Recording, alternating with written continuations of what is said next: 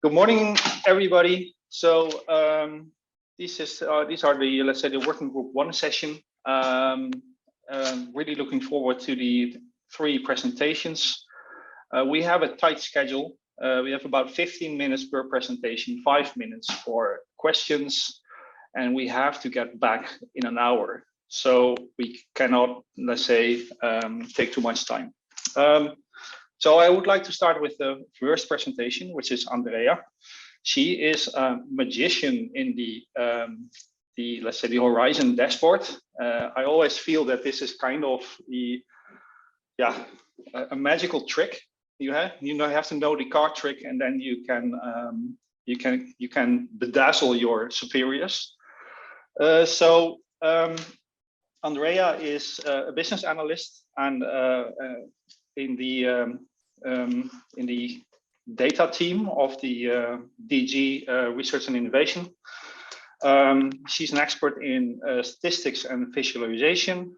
And I mean, Andrea, please show us your magic and show us how the Horizon dashboard works. The floor is yours. Thank you so much, Edwin, for the very nice presentation. So, okay, I add nothing else on my side. I cannot top that, so I will just share my screen. I hope you can all see it. Is it okay? Perfect. It just needs to be in presentation mode, and then it's okay. I'm there. Super. Okay, perfect. Thank you, and very nice to meet everybody. Thank you for having me here today. So I will just try to give you a short intro in the Horizon dashboard, into the tool that we are working on. So very, very fast. Hope I stay in time. We will see a few key features, and then at the end where you can find some additional information. So, well, what is the Horizon dashboard? I hope some of you know it. If not, I hope it will be a nice discovery for you. We call it the one-stop shop for EU research program data, and we hope it fits to the needs of the users. For the time being, it covers FP7 and Horizon 2020, but the colleagues are actually working as we are speaking to include as well Horizon Europe data. And you can find information on proposals, on projects that were funded, participants, success rates, and then dedicated views such as country profiles or collaborations.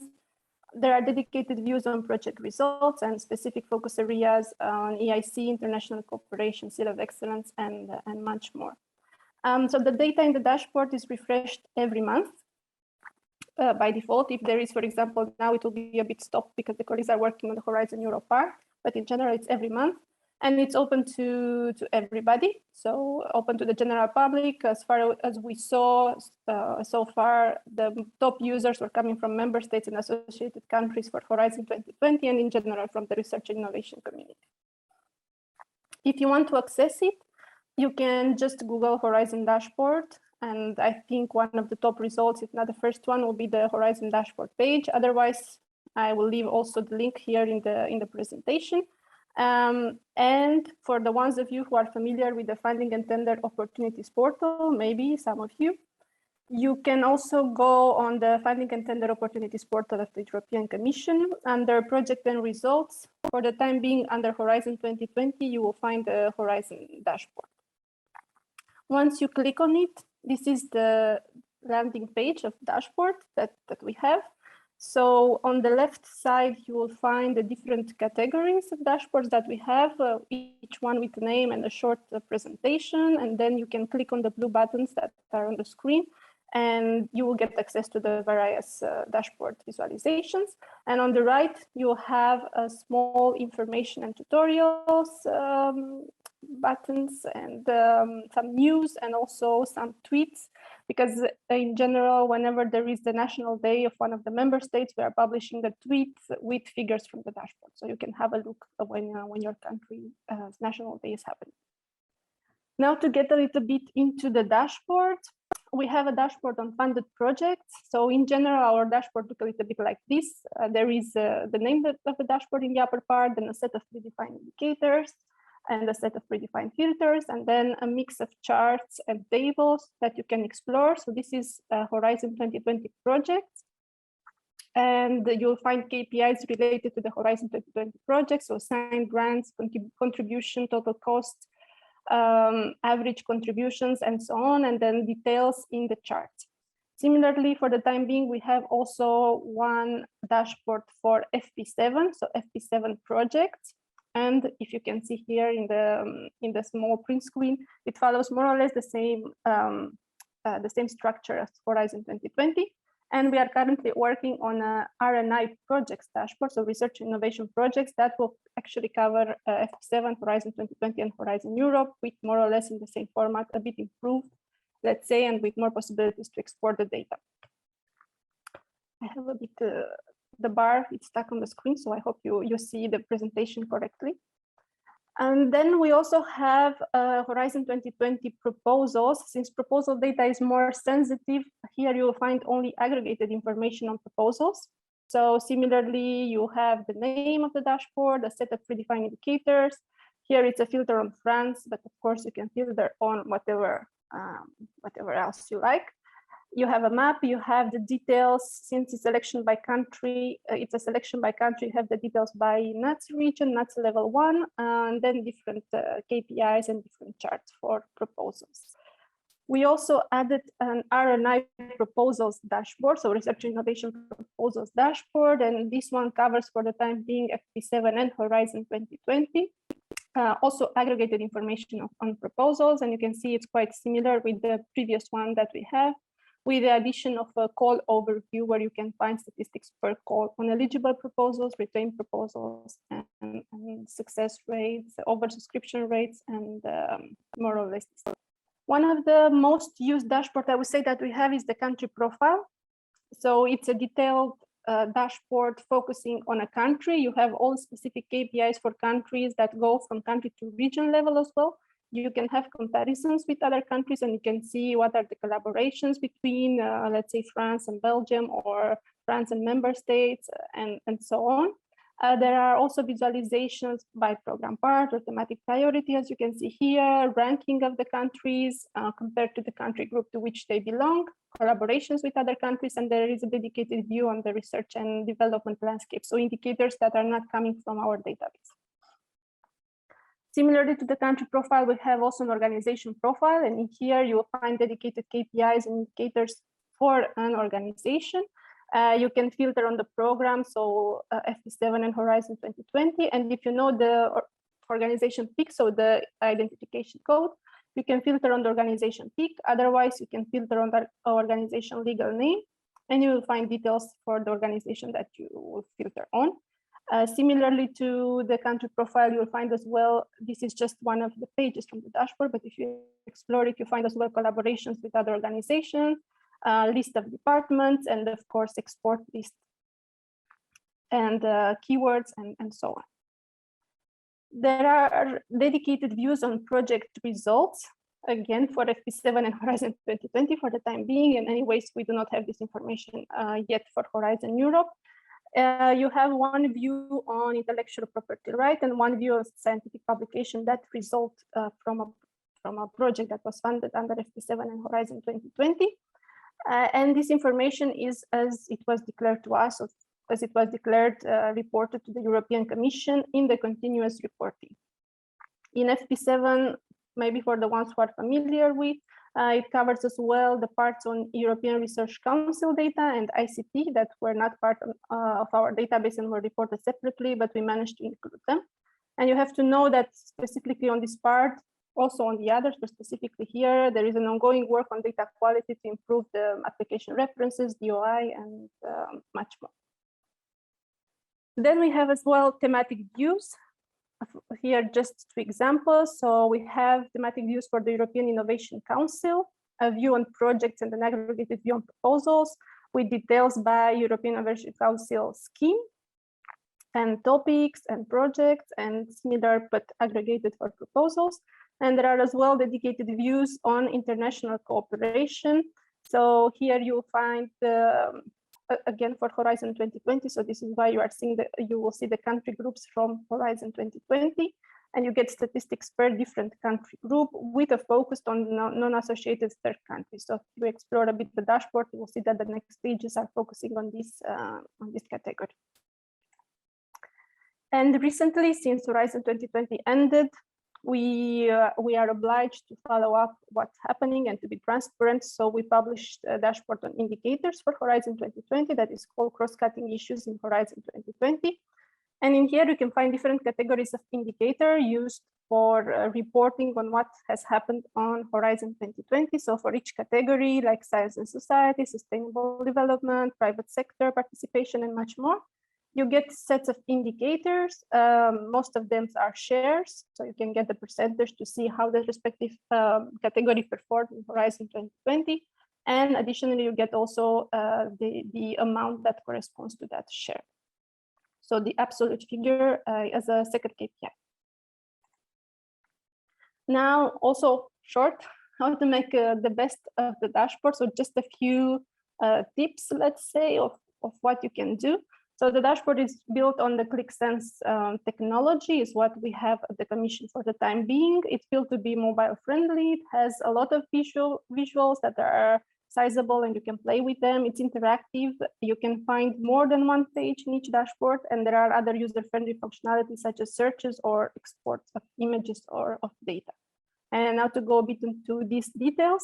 So it's mobile friendly. Here you have a view from the organization, from the country profile, sorry. So on the left, it's a standard view from a computer, and on the right, standard view from mobile phone. So just to tell you that you can use whatever device you would like to play with the dashboard. If you need some figures one day, just go to the website and click on one of the categories and you will see it quite clearly. I hope you can get the indicators. We try to add many visuals. I hope not too many, but we try to satisfy as many needs as possible. So you will find in all the dashboards the KPI that correspond to that category. So for example, signed brands with the respective share. You will find maps that go from country region to NUTS 1, NUTS 2, and sometimes NUTS 3, depending on the map.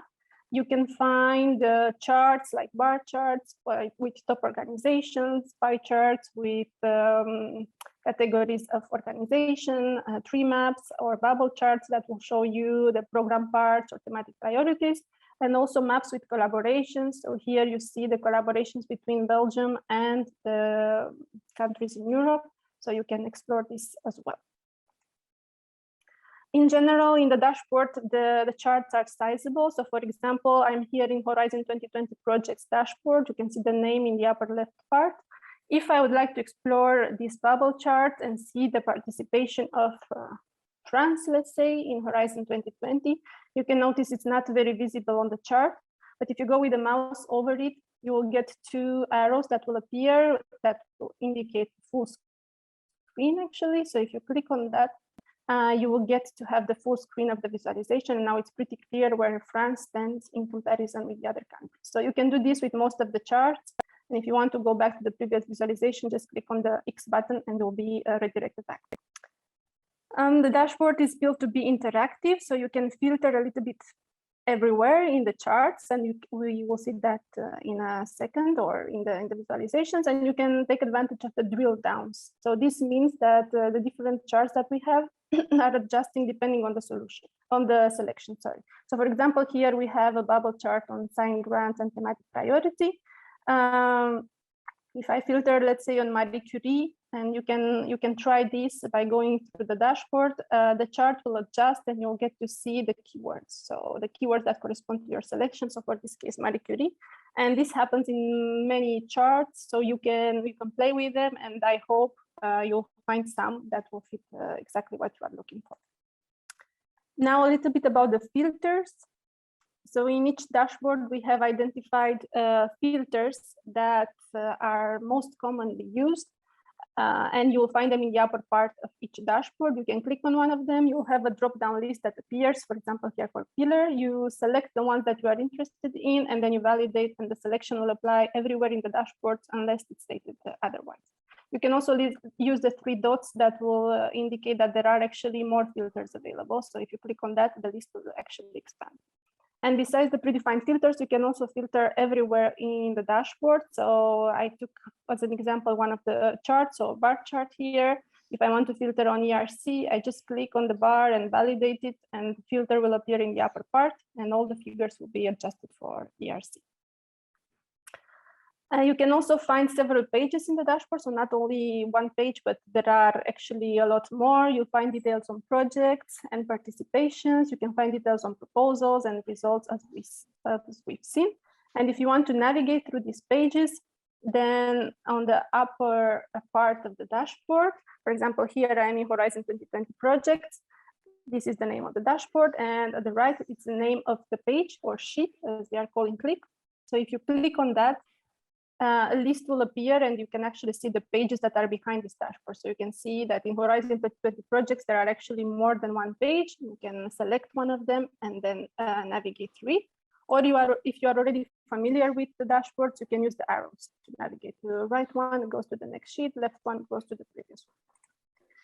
And some functionalities that I think are useful for everybody. You have search functionalities in the dashboard, so you can use the magnifier that appears in each dashboard to use and then type in a keyword. For example, I typed in Eindhoven and then click. So the technology behind the dashboard will give you some suggestions and will tell you you can find Eindhoven in a short name, in the city, or in the legal name. And you click on one of the options, and then the figures will be filtered on your selection. And of course, I guess this is what matters for many of you. You can export the data and the images. So you can go on one of the charts, do a right click and export as an image, and then the image will be downloaded to your PC. Or you can export the data. So you can go on a table and the same, you do a right click, export the data, and you will have an Excel file that is downloaded to your file. But you can also download the data behind the images, so behind the charts, actually. Andrea, yeah. You have less than a minute. Yes, so I finished, actually. Just to let you know where to find additional info very fast. So you can go on the FNT portal page and you'll find the quick guides, FAQs, tutorials, and also links to previous webinars with a lot of examples. And you have as well Cordis, maybe you are familiar with it, that you can link with the dashboard with the Cordis link. And last but not least, Horizon Results Platform to advertise your results. I let you explore a bit more in the presentation and I stop here. Thank you, Andrea. No problem. There are a couple of questions, yes. Some short ones. I think you already kind of answered those. So is it possible to export data from the dashboards? Yes, yes. So as I mentioned, you go in the tables, you have also export sheets at the end, so export pages, and you just do a right click, and then you choose among the options the export data, and it will generate an Excel file that is downloaded to your PC. So yeah, you can download it. And the other question is about, let's say, how up to date it is. So how often is the dashboard refreshed? When is a project included in the dashboard? So. So we refresh it every month. What happens, we do in general, now depends on the IT side, we do an extraction from our database in the beginning of the month. Then it takes around 2 weeks to validate everything, and then it's published. So every month we refresh the data. Now the project enters when it has a status. So when a project is signed, when the call is fully evaluated, first of all, it appears in the dashboard, and then when the project is signed or closed, then it appears as well. As when they are under preparation, they are not included in the statistics. So we wait for the status to be validated before it's published. Okay. Last question from the audience is: someone was searching for the success rate of co-fund doctoral programs. And she found the numbers for the entire Horizon 2020 framework. But is there a figure or a chart showing this kind of information per year? So how can you tweak the information in more detail? Yeah, so per year, I'm not sure if you can get it. I can check in detail because I don't know what all the dimensions that are available in the dashboard by heart. But as I mentioned, for the proposal one, it's a bit more sensitive information, so we don't really disclose everything. But you should be able at least to get the figures by call. So if you have the calls that you are interested in, you can filter on them, and then you will get the success rates. Or if it's, I don't know, the program parts or thematic priorities. I imagine what you know is the call. So you can filter on the calls and you get at least the overall figures and the figures by country. Now by year, I can check if the information is there, but yeah, sometimes it's not for proposals. I'll just forward you the question and then we can come back to that. And I have, for myself, I also have a question, is that I love the dashboard, really. It's a fantastic way of getting information. But I always think that I can get more out of it. So is there, are there workshops for this dashboard? So can I just enroll for a workshop that helps me to get more grip and more information out of this workshop? So unfortunately, we only have like periodic trainings internally because there is a training team who is doing this, and externally for the external audience, I mean, we have it when we are invited. So for example, today I was invited here, so I'm presenting it to you. And last year we had a lot of exchange with the NCPs via the NCP Academy. So there were a lot of trainings for the NCPs. This year we also had for the French NCPs and the Greek NCPs.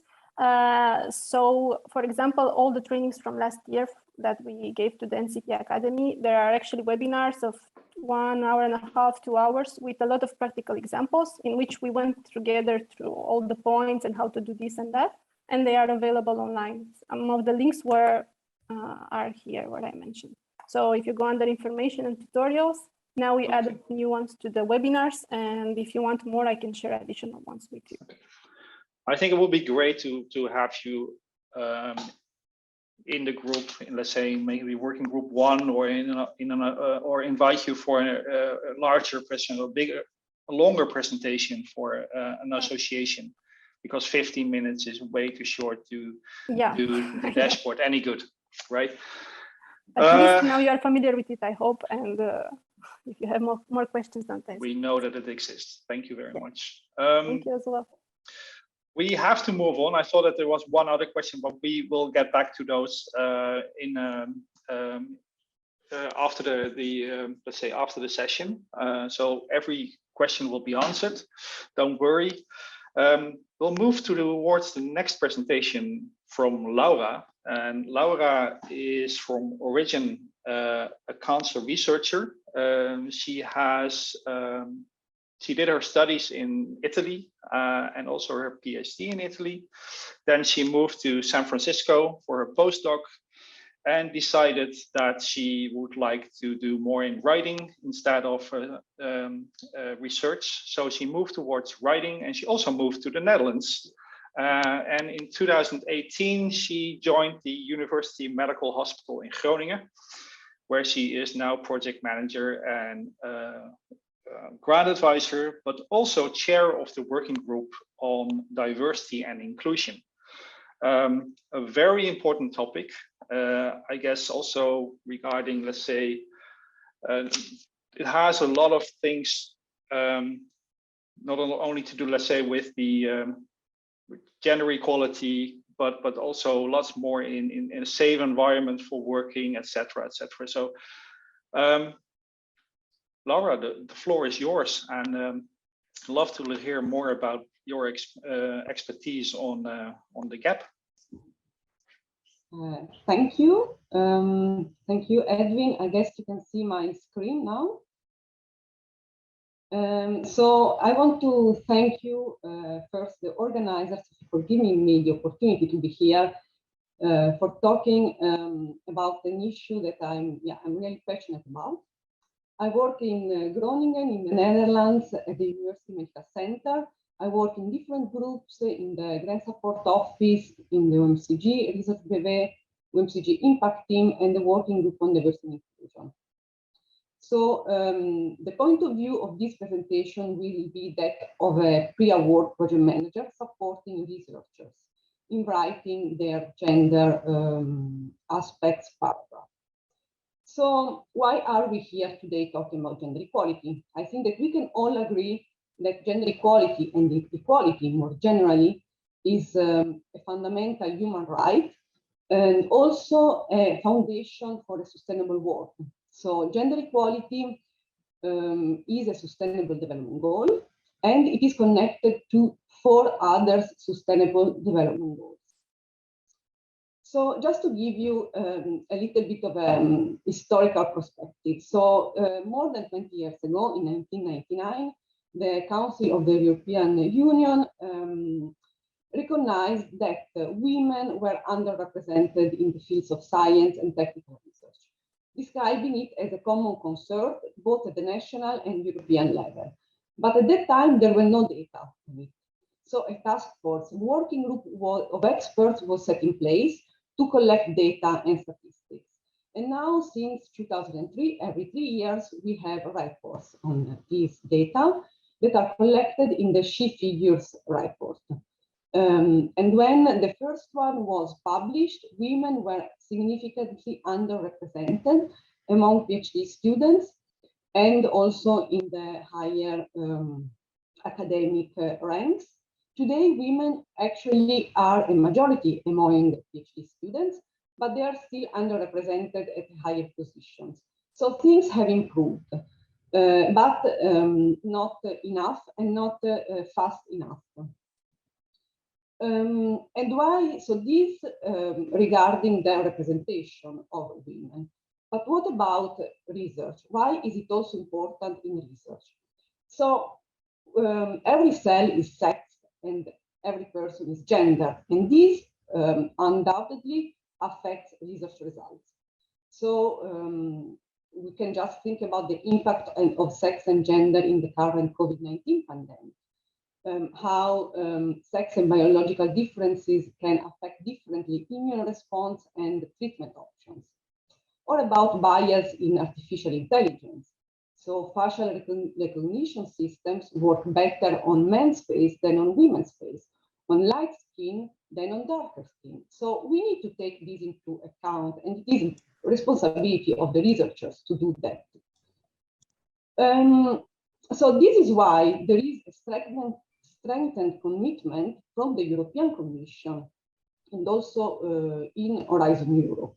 So there is a gender equality strategy from the European Commission that ensures that gender equality is included in all policy areas and ensures also that it is included in the strategy on research and innovation with specific objectives.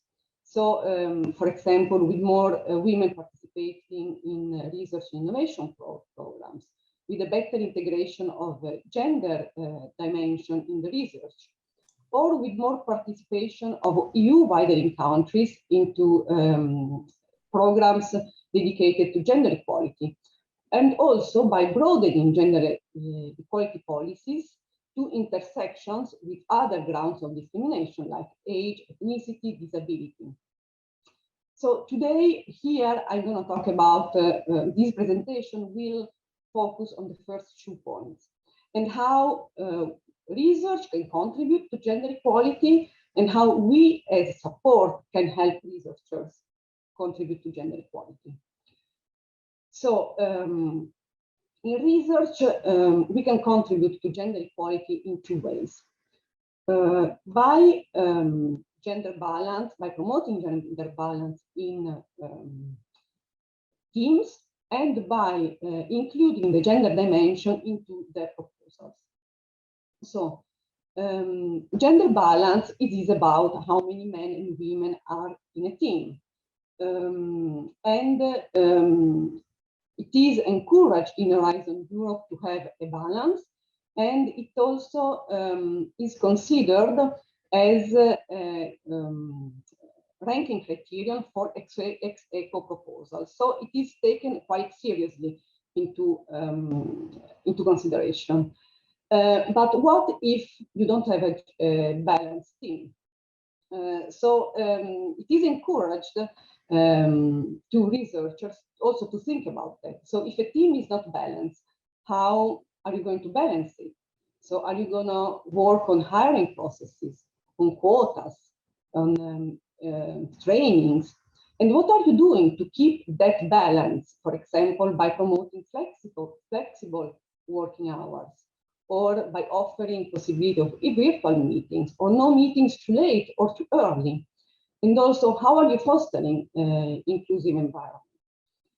And we are only talking about gender balance because that's what we are asked to now in Horizon Europe. But it's also important, as Edwin was saying in the presentation, to think of other diversity markers that make an environment safe.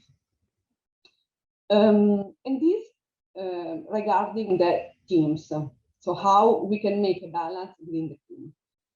And then there is the gender dimension, which is integrating sex and gender into research.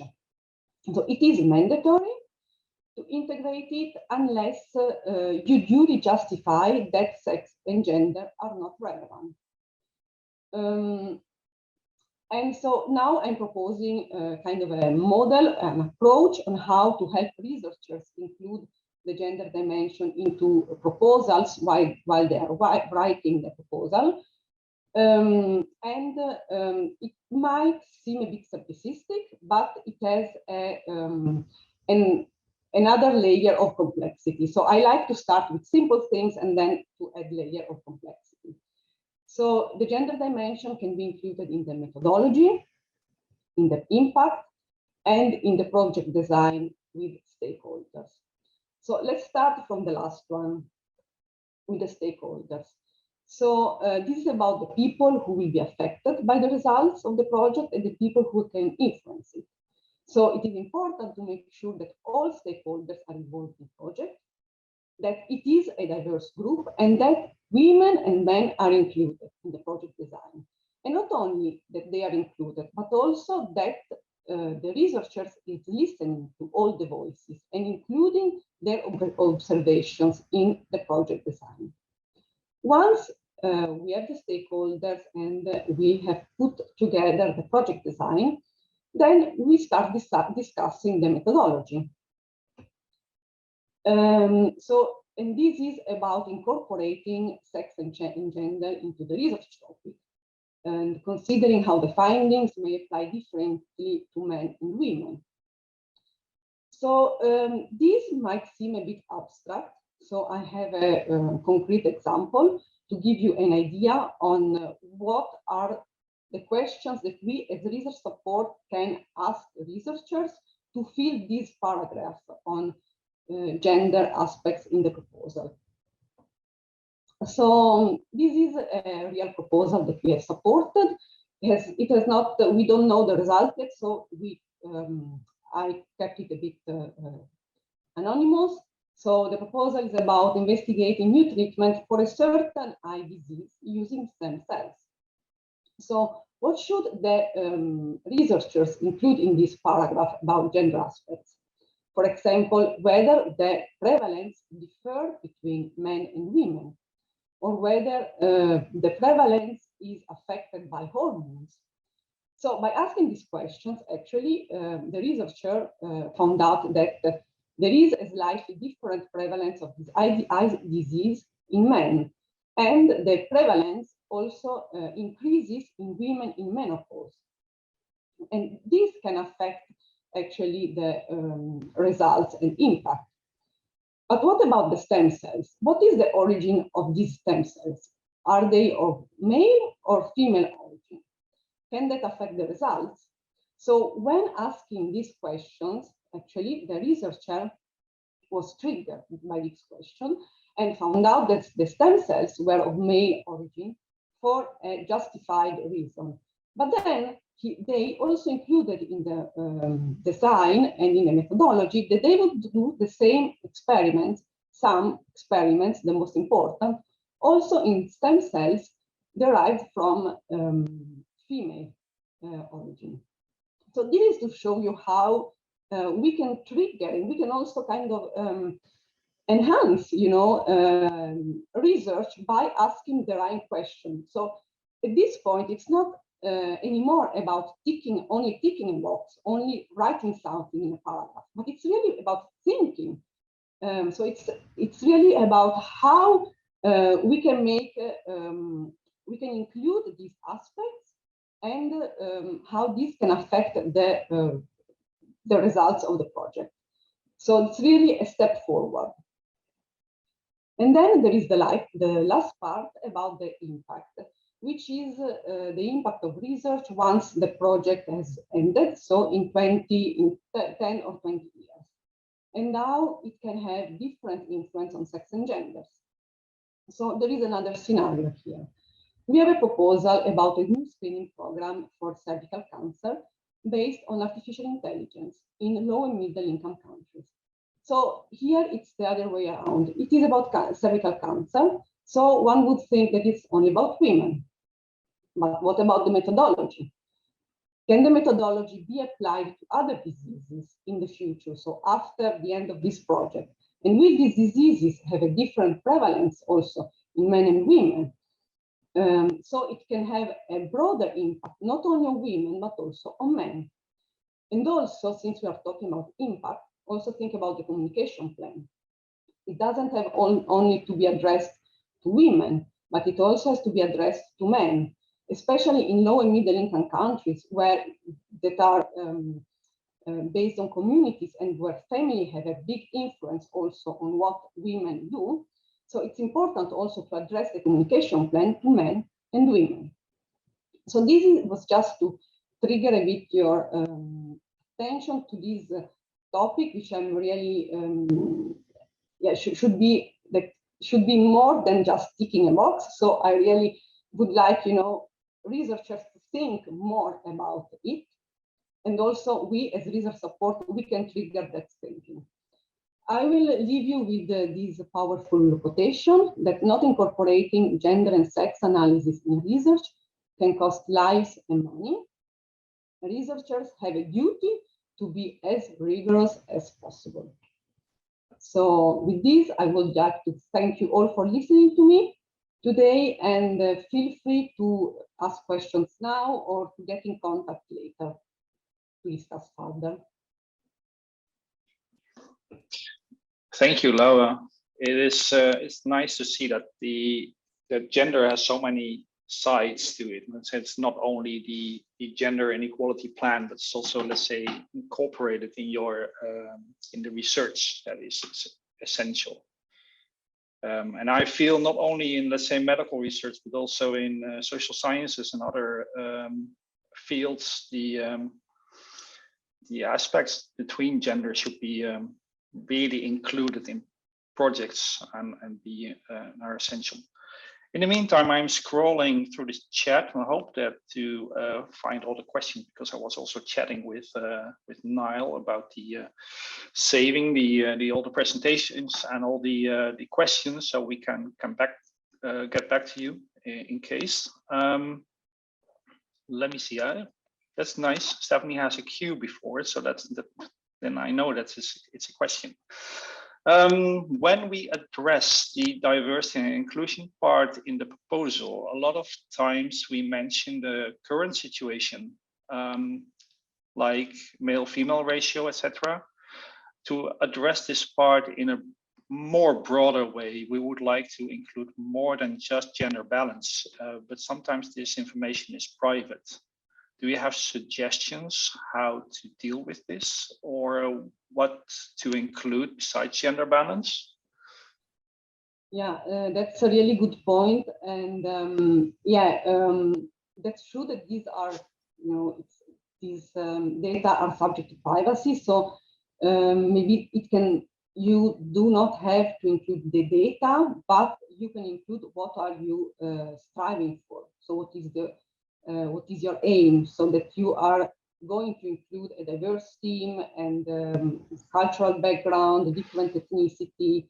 So if you don't have the data, you can say what you are aiming for. Yeah. Okay, and regarding, let's say, the male-female ratio, one other question is that in some departments we have a lot of problems to attract women. Because there are not many of them in these fields. So what are your recommendations regarding those fields that, let's say, are dominated by 90% male and 10% female? So yeah, that's another, let's say it's another topic. I mean, it's another problem. So we cannot fix everything. So I think that yeah, this is a really broad and interesting question that, you know, we can, unfortunately we cannot solve it, and with our approach. I mean, you can say, if you know, if you want to include something in the proposal, you can say that you are aiming to hire more female, or that you are aiming at a certain quota. But yes, I mean, we see the different participation, and it starts, you know, also from before university. So it's something that, yeah, we cannot fix, but we can aim for something, making the environment more inclusive. Okay. Thank you very much, Laura. A very important topic, also high on the agenda in Brussels. So and high on the agenda of everybody should be. There are a couple of other questions, I guess, that I saw in the chat, but we'll get back to you on those. The chat will be saved, and we will make sure that you get your answer after we're done with today. So we'll see. I'll move on because, in sake of time, we go to our third speaker, which is Virag. And Virag is working as a senior grant advisor at HEFTA. And of course, I know Virag as my dear friend, as coordinator or co-leader of Working Group 1 in BESTPRAC. And her presentation will be on consortium forming. And I cannot be, well, I can be really short about it, is that I learned from Virag that doing things together is more fun than doing it alone. So in that case, I think that also building a consortium with several partners and doing it together is more fun.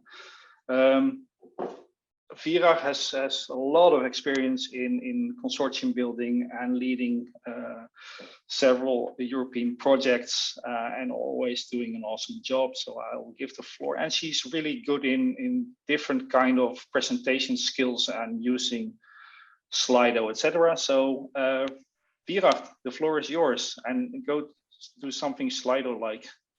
Thank you, Edwin. I think now I shouldn't add anything. We should just simply go back to the plenary, because after this wonderful introduction, I would just ruin my image. So, but yeah, as Edwin said, just to refresh you a bit, I would like to ask you to join me at slido.com. And once you are there, just put the 789 as password. I know that my time is very short, but still I wanted to just ask you two questions related to my presentation. So first, I would like to ask you to describe, what do you think, what kind of aspects do matter from the view of the evaluators regarding the partnership and the consortium? So just feel free to type anything that comes to your mind. What should matter from the view of evaluators? Let's see, track record of partners, definitely, work plan, expertise, complementary expertise, right expertise. Yeah, so as I see the keywords, what you add are expertise, country, multidisciplinarity, complementarity, balance, synergy, background. Yeah, that's related to track record. Knowledge, newcomers, that can also matter. Okay, many thanks. Let's go quickly to the next questions. I think you are all aware of the evaluation criteria. So now I would like to ask you to make a ranking. What matters when you are already implementing in the project? So in the post-award phase, what do you expect from the partners? What is the most important? What is least important? How would you rank these different kind of aspects and features, like commitment, reliability, easy communication, expertise again, flexibility? So curious, what you see important, what are your experiences? As I see, commitment is on the first rank, just above reliability, and then comes being precise, expertise. Okay. I think it's quite clear.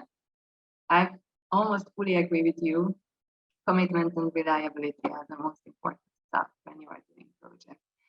Okay, so let's just shift to my presentation, which is about how to be a consortium. And yeah, basically what I wanted to share with you, you have already described well. So what is in the evaluation criteria? Of course, in Horizon Europe project, within the implementation part, you have to describe the capacity and the role of each participant, and also introduce how the consortium as a whole has the necessary expertise.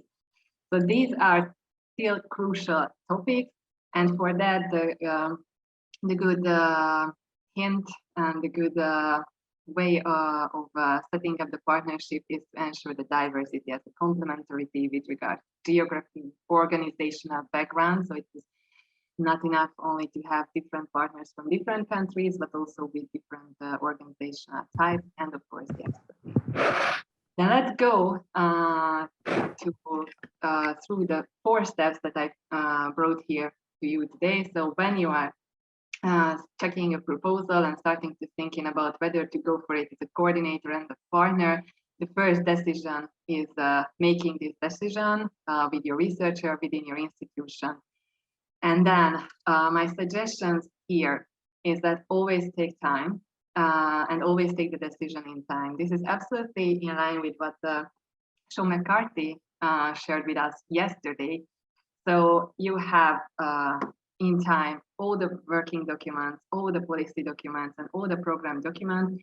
So when you realize that your researcher expertise fitting to one topic, or he starts to be interested towards topic, always take this decision in time, and always try to find out what are your available resources and what is the resource amount needed for the compilation of the proposal. We generally underestimate the investment needed for compilation of a proposal. Don't follow us. It is always a tremendous amount of work, even if you have wonderful partners on board. And what I suggest is that it is not that much worse to join a consortium with its form last minute, lacking key partners, lacking key players in the field. So it is always nice to get on board, to be even a free rider. But if you have to invest in the compilation of the proposal last minute, it requires a lot of time and effort. It just doesn't work to do it. So the second step is to understand who is needed. So for that, you have to sit down with the researcher, with your research team, and analyze the goal and understand the functionalities that partners have to fulfill. And this is what Sean McCarthy also said, that you have to basically draw this skill matrix to see what is the expertise, what is the knowledge, and what is the type of partners which are needed for a successful proposal. So for that, what I would suggest, if you are going for a call as a coordinator, then having understood all the skills and expertise which is needed, you have to elaborate a concept which is specific, very much specific and appealing. So it do not repeat what is written in the call, but proposes something unique, unique idea, a unique approach, a unique methodology. And I think it's also very useful to include visuals, if not elaborated proposal in a PPT or some kind of visual program, to make it appealing and somehow to grab the attention of the key players and the most important partners. And again, you have to bear in mind who you want and what you want in your consortium. So you have to also include this kind of information in your proposal. As a partner, you can also elaborate something appealing, either concept or just an introductory piece of paper. When you highlight the niche, as it was also said by Sean McCarthy, where you explain your expertise and the added value that you can bring in to a consortium. And what I would also suggest to always strive to reach out and get engaged the big players, so that those who have already won proposals in the topic, who have a great track record in Horizon.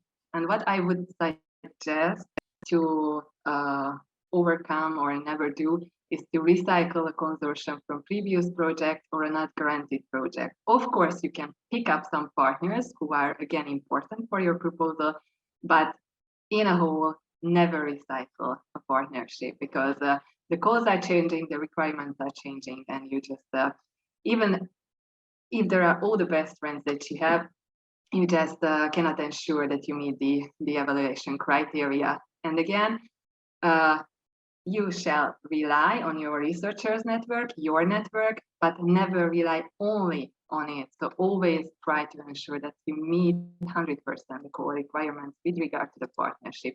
And as partner, even if you have nice invitations to join different consortium, but always take time to evaluate and see which consortium is better, which proposal looks better, and only after take the decision to go with them. The step number 3 that I put here is where to find consortium or partners. So what are the additional opportunities to look for partners? First and foremost, I would strongly suggest to see previously projects, who were the partners there, who were the coordinators there, because if the call is similar or somehow wants to build on project which have been already founded, those partners have both the reference, both the routine, and all the relevant aspects, expertise, and so on, which is needed for your project. Behind that, of course, EU and international networks, organizations, members of these networks are important, and additional researchers, experts with whom your researcher or you meet at conferences related to the topic given. And sometimes it can be also useful if you contact your EU liaison offices, scientific attachés, NCPs who can spread the word about your idea and can attract additional partners if they are missing. And last but not least, I put here the networking and B2B events, although based on my experience, the big players, the routine players never go there. So you can simply don't meet them there. And with that regard, what I would suggest, if you are a coordinator, it can happen that you meet another player who also wants to lead the consortium in that call. So be very wise how you negotiate with them, what you say, how you say it, and then how to decide. So still at this point, if you happen to meet another coordinator who has probably better expertise or better track record, and so on and so forth, it might be possible that you still change your mind and you join their consortium instead of leading a competing band. But it always depends on the situation and the preparedness and so on and so forth. And if you are either a coordinator or a partner, it is very important to be very careful what you say and promise that B2B meeting. It's like a speed dating. So, and this is sometimes that makes that 5 seconds that was also mentioned by Sean McCarthy, based on which you can be somehow saved in the memory of the people and based on which they will be inviting you in additional occasion. So be very careful and build it in a very nice way. What I would not suggest to do is to run after such a partner, even if it is a big player, who has a good track record, who has good references, who could enhance your whole project, but doesn't have any motivation, doesn't bring any added value, or is just don't want to contribute to your proposal elaboration. Why? Because it can make you an enormous amount of extra effort by trying to reach him out, trying to gather information from them, trying to gather any important input. So sometimes it is worth to say that, okay, you would be wonderful, but we cannot have even such free riders in our proposal, so just say goodbye to them. And lastly, as partner, even as partner, you don't have to say yes for the first invitation, but see what are the offers and then decide where to go as partner. And my very last point, how to finalize the consortium setup if you are a coordinator. So now you have, for instance, many partners based on your network, your researchers network, some from different events where you met potential partners. Some has been reached out through NCPs or scientific attaches. What I would suggest is that you always ensure that each partner brings in added value. There are no overlaps between the different partners' expertise, or if there are overlaps, you can somehow provide the reasoning why it is important. Each of the partner has well-defined activities for which they are responsible. So there are not some partners who are just there because of their name or something like this. And each of them is designated with the necessary positions. So you have partners with well-defined activities contributing to the core activities. You have third parties contributing to some parts of the activities. You have subcontractors if needed, advisory board, whatever. And lastly, when you are doing your elaboration, it is also nice not to involve all the partners, but to have a core group with high expertise who can also bring in some additional partners if needed and with whom you do the majority of the work. And lastly, when you are allocating roles and responsibilities, please always strive to make a balance, because if you have a nice balance of the responsibilities and roles, it can also support you into nice balance in the budget.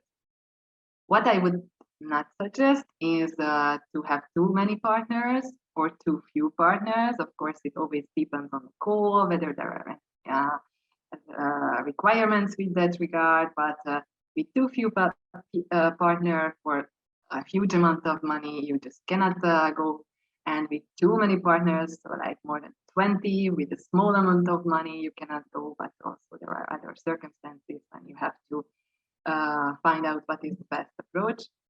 And it is also important that you don't forget to establish a common understanding during the proposal writing phase with all the partners. So it's not the kickoff meeting or later on when you start to debate, okay, what was meant to be done here and how was meant to be done here, but already you have a good understanding with the partners, you have meetings, you have several discussions with them during the proposal phase, and you don't forget about the social glue. It's of utmost importance, and this is something that I've learned, I think, a lot from Edwin, just to mention him here too. And my last point is that just don't do last minute changes in your consortium, neither in the proposal, and it is crucial because it is a hard work to make at the very end ensure that you haven't left out anybody, you have changed, you have deleted the partner's name, you have deleted the tasks, or you have assigned to the, so you know, this kind of last minute changes are just very hard to realize and ensure.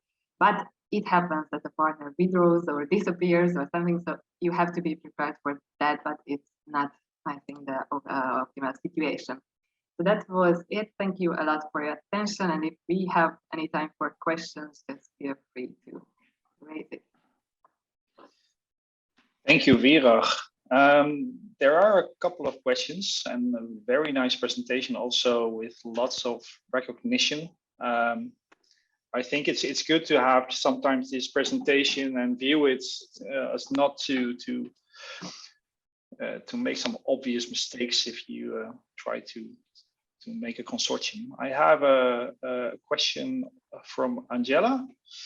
And so how would you deal with a situation in which the coordinator suddenly decides to withdraw from the coordination role at a proposal stage and leaves the floor open for others to jump in as coordinators? Yeah, we had such an issue, I think, in 1 or 2 times. It was very hard. I think in one of the cases we took over the coordination, but then in the last month we had an enormous amount of work, and finally we just could not successfully elaborate. So that's a good question. I think it depends a lot on the partnership, what kind of partners you have, whether they could jump in or not, or sometimes it is first to make a decision that, okay, for the time being we don't go, and we will try to recycle somehow that proposal in another call. Okay. And one final question is, how can we as research managers support the researchers in partner search? Any questions? Any experiences or best practices? I think there are many of them. All the steps that I listed, you can imagine that either your researcher does it or you do it. In many cases, I represented my whole research institute at networking events, B2B events, at info days, and I try to sell their expertise. But it also depends on your relation with the researchers. So I think you can do everything for them, but you can also somehow decide jointly what you do for them and what they do. So like, you know, just a share of work. And sometimes push them a bit, right? And of course, always. And point them in the right direction. Yeah. Always. Okay, thank you very much. Just to wrap up a bit, we had 3 great presentations from Andrea, Laura, and Virag.